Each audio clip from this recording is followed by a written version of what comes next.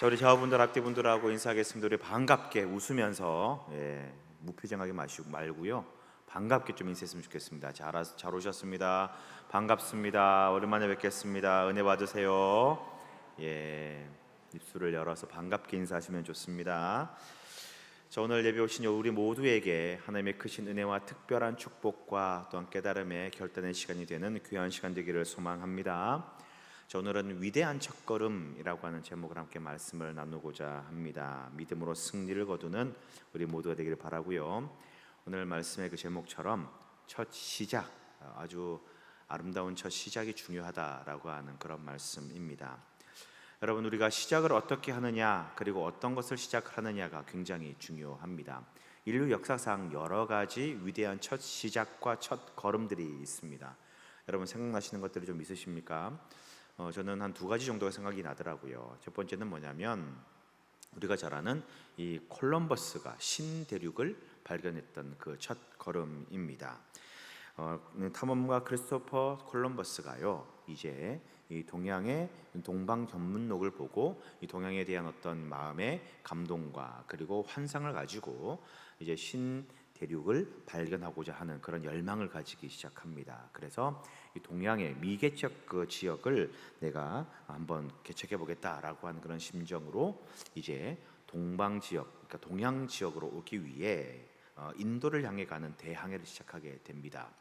그 당시 유럽에는 지구가 둥글다라고 하는 그런 유행, 그 이제 학설들이 유행을 하고 있었는데, 그 학설을 굳게 믿었던 이 콜럼버스가 이제 이 인도를 찾아가기 위하여 그렇게 배를 타고 항해를 시작한 것이지요. 그리고 여러 가지 어려운 일들 가운데 이제 서인도 대서양을 횡단하게 되고 지금에 보이는 처음으로 미지의 땅을 도착하게 되는데, 그것이 인도가 아니었고 아메리카 대륙을 발견하였다라는 것입니다.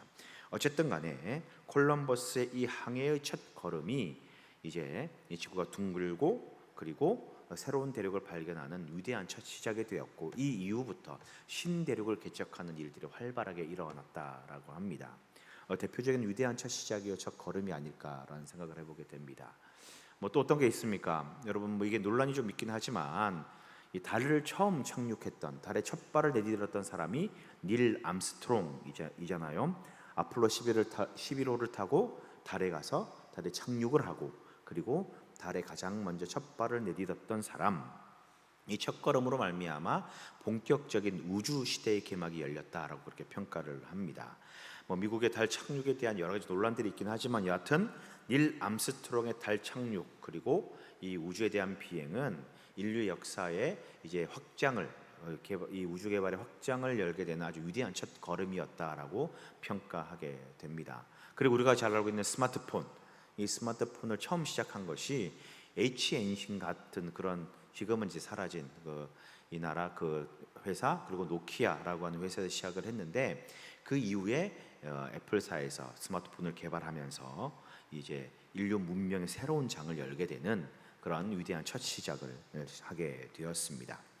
여러분, 우리 속담에 그런 말이 있지 않습니까? 첫 단추를 잘 꿰매야 한다라는 그런 말이 있잖아요. 처음이 잘못되고 처음이 실수가 일어난다면 두 번째, 세 번째도 잘못될 수밖에 없습니다. 마찬가지로 첫 시작을 어떻게 하느냐, 첫 걸음이 어떤 걸음이냐에 따라서 우리가 살아가는 그 걸음의 방향, 인생의 방향이 크게 좌우된다라는 것입니다. 자, 오늘 이 그 첫 위대한 첫 걸음을 아주 성공적으로 이끌었던 한 사람을 함께 살펴보고자 합니다. 그리고 그 인물을 통하여서 우리가 어떻게 시작하면 될 것인가, 우리 삶의 방향을 한번 정하는 그런 귀한 시간 되기를 소망합니다. 자, 바로 그 인물은 여호수아입니다. 여호수아의 첫 시작과 첫 걸음에 대한 부분을 함께 말씀을 나누고자 합니다. 자, 이스라엘 백성들은요, 이제 모세에 의하여서 애굽을 탈출하게 됩니다. 탈출하는 과정에서 많은 기적들과 여러 가지 놀라운 역사를 보게 되지요.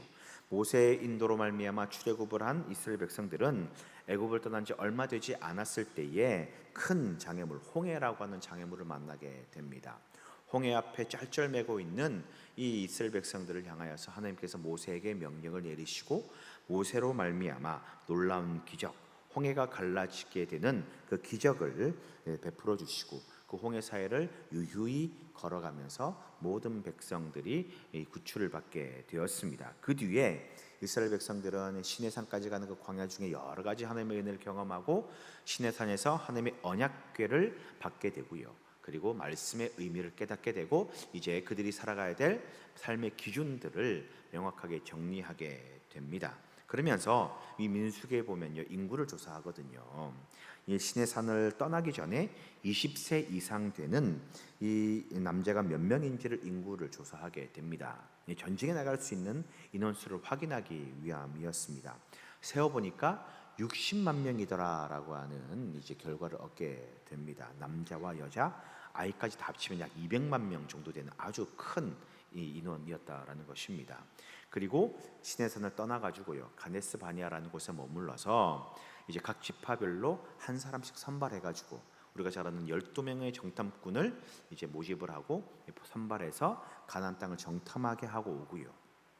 40일 동안 정탐기를 가지고 정탐을 하고 난 보고를 받게 되는데 10명은 절망적인 보고, 그리고 두 사람 여호수아 칼렙은 희망적인 보고를 하게 됩니다.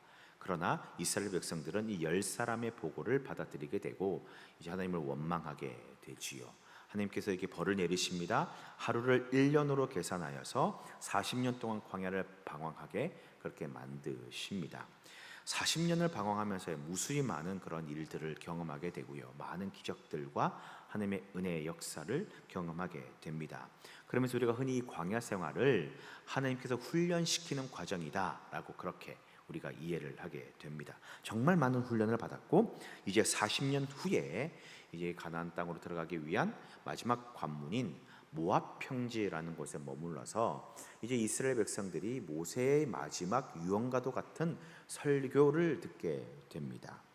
자, 왜냐하면 이 모세가 이스라엘 백성들을 데려다 놓고 강력한 설교를 전하는 이유는 뭐냐면 이 모압 평지에 모여 있는 이 이스라엘 백성들은 출애굽했을 때 그 세대들이 아닌 이 광야에서 출애굽했던 모든 세대들은 다 죽고 이 광야에서 나고 자란 이제 2세대였다라는 것이지요. 그러니까 그들은 하나님의 율법을 알고 있었고 기적을 경험했지만 율법을 주신 정확한 의미와 그 이제 이유를 명확하게 몰랐기 때문에 이 모세는 이 이스라엘 백성들에게 다시 한번 율법의 의미와 어떻게 하면 너희들이 생명을 유지하고 영생을 누리고 구원을 받을 수 있을 것인가에 대한 부분을 아주 명확하게 설명을 하는 것이 바로 신명기의 내용입니다.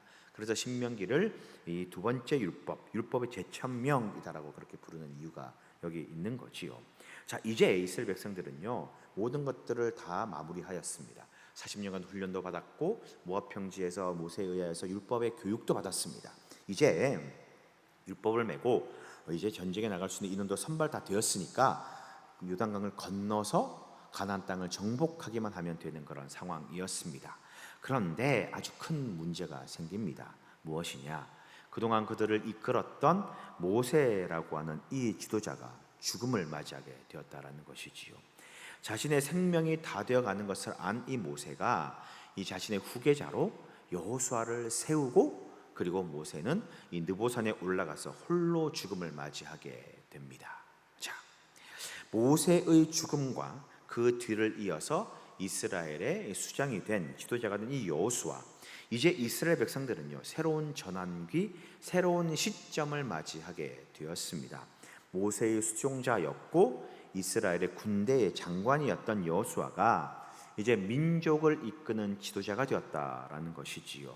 자, 여러분이 여호수아의 상황이 지금 이런 상황입니다. 제가 장황하게 출애굽부터 그리고 모세가 이 민족의 2대 모세의 뒤를 이어서 여호수아가 이 민족의 두 번째 지도자가 되기까지의 시기를 설명드리는 이유는요, 이 이스라엘 백성들이 어떤 사람들인가, 그리고 여호수아가 처한 상황이 무엇인가를 여러분들 좀 이해를 하셔야 되기 때문에 말씀을 드리는 겁니다. 여러분, 이스라엘 백성들이 어떤 민족들입니까? 출애굽해가지고요, 모압 평지까지 오는 모든 40년이 넘는, 정확히는 약 41년 정도 되는 이 모든 여정 가운데 정말 많은 하나님의 은혜를 경험했고 하나님의 역사를 직접 체험했던 그런 인물들, 사람들이었습니다. 그러나 그들은 그런 은혜와 축복이 있었고 역사가 있었지만 계속 하나님을 배신하고 세상의 눈을 돌리고 다른 이방 문화의 눈을 돌렸던 그런 존재들이 바로 이 이스라엘 백성들이었습니다. 정말 이기적이고 그리고 완악하고 패역한 세대들이었다라는 것이지요. 하나님의 은혜를 체험했음에도 불구하고 자신이 조금만 불리하거나 뭔가 조금만 손해가 있을 것 같으면 하나님을 원망하고 배신하던 사람들이었습니다. 그토록 많은 은혜를 부어 주었지만 금세 망각해 버리는 그런 사람들, 얼마나 이기적이고 패역합니까? 그런 사람을 200만 명을 지금 여호수아가 이끌고 가야 된다라는 거지요. 200만 명이나 되는 큰 이 무리의 지도자가 되었다, 이 수장이 되었다, 좋아할 상황이 아니다라는 것입니다. 자, 여호수아의 상황을 한번 볼까요? 이스라엘 백성들이 이런 백성들인데, 그럼 여호수아의 상황은 어떻습니까? 먼저 모세의 뒤를 이어가지고 민족의 두 번째 지도자가 되었습니다. 모세가 어떤 사람이에요? 정말 위대한 사람 아닙니까? 하나님께서 직접 택하셨고요, 하나님께서 직접 역사하셔서 정말 놀라운 기적을 행했던 사람이 바로 모세입니다. 이스라엘 백성들의 근간이라고 말할 수 있는 율법, 이 율법을 받고 정리하였고 이 언약을 잘 설명해 줬던 그런 민족의 지도자, 그리고 이 교육자였었습니다. 제사장을 세웁니다. 하나님과 백성들 간의 연결점 역할을 할 수 있도록 그렇게 이 제사장도 세우게 되는 것이 바로 모세였습니다. 굉장히 뛰어난 지도자였고 그리고 탁월한 통치자였다라는 것이지요. 그런 모세의 뒤를 이어가지고 여호수아가 다음 세대의 이 지도자가 되었습니다. 분명 사람들은 모세와 여호수아를 비교하였을 것입니다. 모세가 지도자였을 때는 이런 문제는 없었는데, 모세가 리더였을 때는 이런 어려움은 없었는데 라고 하며 여호수아를 압박할 것이 뻔할 거다라는 것이요. 그뿐 아닙니다. 여호수아의 나이를 한번 볼까요? 지금 이 여호수아의 나이는 혈기왕성했던 그때 젊을 때 여호수아가 아닙니다. 출애굽 당시 유일하게 이 약속의 땅 가나안 땅에 들어갈 수 있는 두 사람이 있는데 그 사람이 여호수아와 갈렙이지 않습니까? 그러니까 여호수아와 갈렙 이 두 사람은요, 출애굽 때부터 시작하여서 가나안에 들어가는 그때까지 이 두 세대에 걸쳐서 이스라엘 백성들과 함께했던 인물입니다. 모세가 120세의 죽음을 맞이하게 됩니다. 그리고 갈렙이요, 여호수아에게 뭐라고 이야기를 하느냐, 이 그 헤브론 지역을 달라고 했을 때에 그때 나이가 85세였다라는 거지요. 그리고 여호수아가 110세의 생을 마감했다라고 하는 것을 우리가 기억한다면, 이것을 종합해 본다면 여호수아가 모세의 뒤를 이어서 이제 민족의 지도자가 되었을 때 그때 나이는 적어도 85세 이상은 되었다라는 것입니다. 적은 나이가 아니지 않습니까? 민족의 지도자로서는 많은 경험이나 노하우는 있을지 몰라도 결코 녹록치 않은 그런 나이가 바로 여호수아의 현재의 상황이었다라는 것입니다. 그리고 무엇보다 지금 이스라엘 백성들은 요단강을 건너가지고 가나안 땅에 들어가야 되는 순간입니다. 이 말은 무슨 말이냐? 그 가나안 땅에 있는 사람들과 싸워야 된다라는 얘기, 전쟁을 치러야 된다라고 하는 그런 말입니다. 가나안 민족들의 입장에서 보면은요, 이 이스라엘 백성들은 자신들의 땅을 빼앗으려는 그런 사람들입니다. 200만 명이라고 하는 어마어마한 숫자가 지금 가나안 거류민들이 살고 있는 그 땅과 그 지역에 들어와서 정착해서 살겠다라는 거거든요. 그러면 땅을 마음대로 내어줍니까? 아니잖아요. 전쟁을 통해서 빼앗아야 되는 것이고, 이스라엘 백성들, 이 그 가나안의 민족들은 그 땅을 지켜야 되는 그런 입장입니다.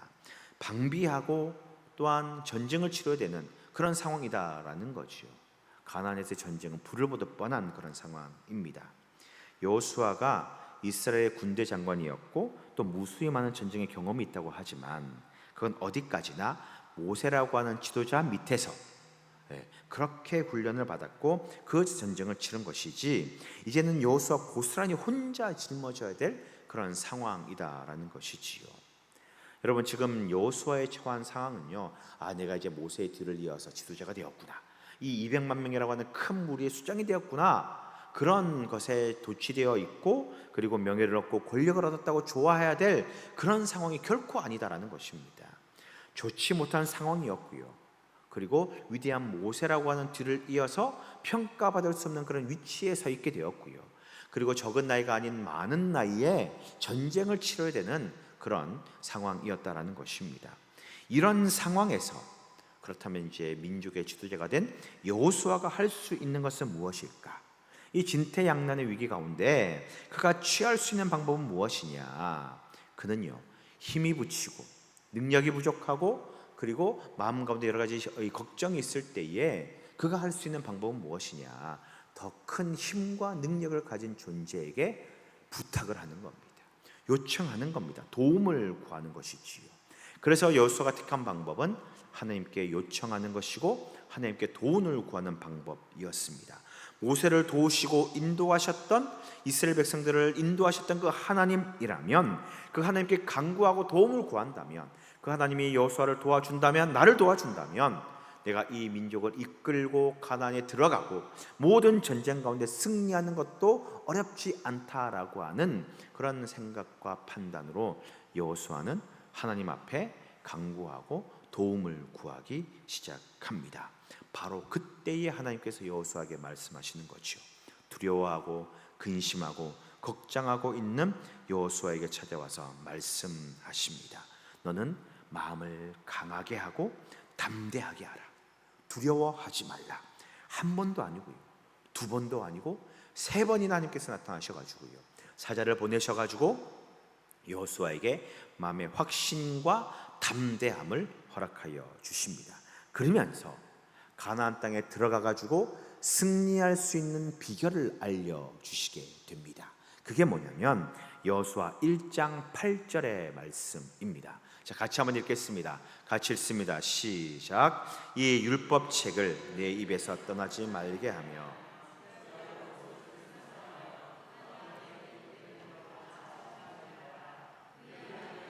평탄하게 될 것이며 내가 형통하리라. 이 율법책, 즉 모세에게 말씀하셨던 율법을 늘 기억하고 지켜 행하면 여호수아가 가는 길이 평탄하게 될 것이다, 형통하게 될 것이다, 승리하게 될 것이다 라고 말씀하십니다. 승리의 비결을 지금 알려주시는 거지요. 바로 하나님께서 주시는 말씀대로 행하면 이길 수 있고 승리할 수 있다라는 것을 알려주십니다. 그리고 하나님께서 이 말씀을 주시고 난 다음에 여호수아에게 내리신 첫 번째 명령이 바로 오늘 읽은 본문의 내용이다라는 것이지요. 어떤 명령을 내립니까? 우리가 읽진 않았지만 3장 8절에 보면은 언약궤를 맨 이 제사장들이 먼저 요단강에 들어가라라고 하는 그 명령을 주십니다. 그런데 이 하나님께서 이 명령을 내리면서요, 언약궤를 맨 이 제사장이 요단강에 들어가면 요단강 물이 갈라질 거야 라고 하는 말을 하지 않으십니다. 요단강이 어떻게 될 것이고 내가 어떻게 될 것이다 라고 하는 어떤 결과에 대한 이야기를 전혀 한마디도 언급하지 않으십니다. 다만 7절에 하나님께서 지금부터 시작해서 여호수아를 이스라엘 백성들 앞에서 크게 만들어 주실 것이다, 이 말씀하시고요, 이 한마디만 하시고 난 다음에 이제부터 시작해서 모세에게 함께하였던 것처럼 여호수아에게도 내가 너와도 함께하겠다라고 하는 그 말씀과 함께 언약궤를 맨 제사장들을 요단강에 발을 디디라라고 하는 명령을 내리시는 것이지요. 네. 어떤 일을 하실지, 어떻게 일하실지, 어떤 결과가 일어날지 모세에게 알려주지 않습니다. 여러분, 이 말씀이 모세가 홍해를 갈랐을 때와 아주 유사합니다. 자, 이스라엘 백성들이 홍해 앞에 섰을 때에 하나님이 말씀하시지요. 너에게 지팡이가 있지 않느냐? 이 지팡이를 홍해에 갖다 대면 홍해가 갈라질 것이고 백성들은 그 땅을 건너갈 것이다 라고 그렇게 말씀하십니다. 자, 어떤 말씀이 있습니까? 물이 갈라질 것이고 너희가 건너가면 된다라고 하는 이 지팡이를 홍해에 대었을 때 일어나는 결과를 하나님이 말씀해 주셨어요. 그러니 마음에 걱정이 없지요. 그리고 이스라엘 백성들도 갈라진 홍해를 보고 건너지 않습니까? 결과를 보고 건너게 됩니다. 그런데 지금 이 명령은요, 다릅니다. 그게 아니에요. 그냥 강물이 흘러가고 있는데 발을 담그라라는 거지요. 어떤 결과가 일어날 것이다, 어떻게 될 것이다, 그 아무런 말씀도 하지 않으십니다. 그냥 흐르는 강물에 발을 그냥 들이밀라라고 말씀하시는 겁니다. 여러분, 이게 말이 쉽지요? 굉장히 어렵습니다. 주저할 수밖에 없습니다. 더군다나 말씀해 보니까 이 요단강은 추수 때가 돼가지고요 항상 넘치더라라고 그렇게 되어 있잖아요. 범람하고 있을 때입니다. 물이 그냥 발목까지 차오르는 그런 물이나 허벅지까지 오는 그런 물이 아니라 사람 키를 넘어서 범람하고 넘치는 그런 이 강이었다라는 것이지요. 물살도 빠르고 물도 많고, 정말 위험한, 빠지면 어떻게 될지 모르는 그런 급류가 흘러가고 있는 상황이었습니다. 그리고 제사장이 뭘 메고 있습니까? 언약궤를 메고 있잖아요. 이게 여러분 나무가 아니에요. 나무는 물에 뜨잖아요. 근데 이게 돌짝입니다. 돌판을 주신 거예요. 이 돌판을 메고 가는 겁니다. 그러면 물에 그대로 가라앉게 된다는 겁니다. 눈에 보이는 빠른 물살과, 그리고 나보다 훨씬 높은 그런 물의 깊이, 그리고 돌멩이까지 쥐고 그냥 어떻게 될지 모르니 그냥 발을 디디라라고 하는 이 명령을 누가 쉽고 간편하게 두려움 없이 준행할 수 있겠느냐라는 거지요. 그렇지 않습니다. 주저할 수밖에 없고 걱정할 수밖에 없고 마음에 근심과 두려움이 쌓일 수밖에 없습니다. 이게 결코 쉬운 일이 아닙니다. 여러분, 저 같으면요, 저에게 그런 명령을 내리면 하나님 농담하지 마시고 다른 방법 좀 알려주세요 그랬을 것 같습니다. 근데 여호수아가 어떻게 합니까? 하나님께서 명령하신 그대로 제사장들을 앞세우고 그 명령을 그대로 준행하게 됩니다. 하나님께서 알려주신 그 방법대로 제사장들에게 언약궤를 매게 하고 그리고 발을 내디디게 하는 거지요. 그 결과 놀라운 일이 일어나게 됩니다. 제사장의 발이 물에 잠기는 그 지점부터 흘러내리던 물은 그대로 사이로 흘러가게 되고요.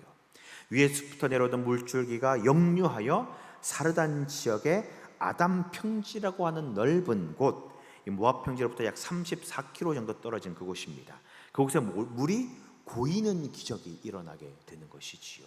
지명을 정확하게 기록한 이유는 무엇이냐? 이게 실제로 일어나는 역사적인 사실이다라는 것을 알려주는 것입니다. 17절 말씀 한번 보시기 바랍니다. 뭐라고 기록되어 있나? 같이 한번 보겠습니다. 시작. 여호와의 언약궤를 맨 제사장들은 그 모든 백성이 요단을 건너기를 마칠 때까지 모든 이스라엘은 그 마른 땅으로 건너갔더라. 마른 땅을 건너갔더라라고 그렇게 이야기를 합니다. 물이 역류한 곳, 물이 갈라져서 묻히 들어오고 땅이 드러났는데 그 땅이요, 질퍽질퍽한 진흙이나 아니면 마팔이 푹푹 빠지는 그런 땅이 아니더라라는 것입니다. 질퍽하여 길을 건너기가 힘들고 어려운 땅이 아니라 평지와 같이 마른 땅이 되어서 이스라엘 백성들이 건너기가 전혀 불편함이 없는 그런 길이 열리더라라는 것입니다. 여러분, 전혀 길이 없고 방법이 없고 전혀 아무런 생각이 없고 방법이 없는 그 순간에 하나님께서 말씀하신 그 방법에 맞추어서 그 명령에 순종하니까 가장 좋은 길, 가장 최고의 길, 가장 알맞은 길이 열리더라라는 것입니다. 여호수아는요, 하나님의 이 첫 번째 명령을 그냥 듣고 흘린 것이 아니라, 두려움에 떨고 그냥 주저한 것이 아니라 아주 단호하게 그 명령을 그대로 따르면서 잘 수행하게 됩니다. 너무 멋지게 지켜서 행하게 됩니다. 극한의 상황, 너무 힘들고 어려운 위기 가운데, 방법이 없는 그 상황 가운데서도 하나님 주신 말씀 따라서, 주께서 명령하신 그 명령을 따라 행하였더니 놀라운 기적과 역사가 일어나게 되었다는 것이지요. 여러분, 이 일이 있은 후에요, 그 누구도 더 이상 여호수아의 리더십에 토를 달지 않습니다. 여호수아를 대적할 수가 없습니다. 여호수아와 함께 하시는 하나님, 이스라엘 모든 백성들에게 모세와 같은, 아니 모세보다 어쩌면 더 큰 역사와 기적을 행하시는 그 여호수아를 바라보게 되는 것입니다. 여호수아가 모세의 뒤를 이어서 이제 이스라엘의 지도자로 확고하게 서가는 그 과정을 하나님이 든든하게 만들어주고 있는 것입니다. 하나님께서 명령하시는 그 명령, 그 방법을 따랐더니 놀라운 기적과 역사가 일어나는 것입니다.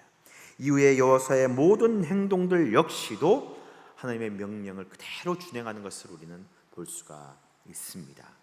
여호수아는요, 이스라엘의 두 번째 지도자로서 그 가장 중요한 첫 번째 명령을 정말 위대하게 수행하였습니다.